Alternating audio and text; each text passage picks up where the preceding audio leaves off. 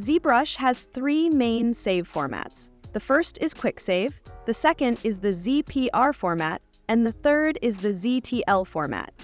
If you need more details about Quick Save, please refer to the previous chapter. In this lesson, we'll focus on the ZPR and ZTL save formats. The ZPR format can be saved from the File section in the palette list. The hotkey for this is Ctrl+S.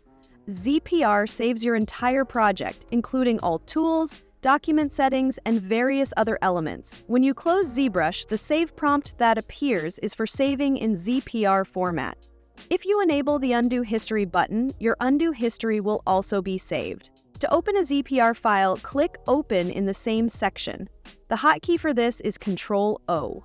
The downside of the ZPR format is that since it saves everything at once, the file size can become quite large.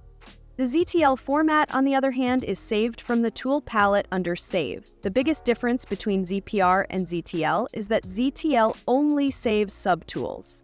Subtool is like a folder within the tool palette that stores meshes. Right now, there is a single sphere mesh stored in the subtool. Since undo history and document settings are not included, ZTL files are much smaller in size, making them easier to handle. To load a ZTL file, click Load Tool. Because ZPR files tend to be large and cumbersome, I personally prefer using the ZTL format.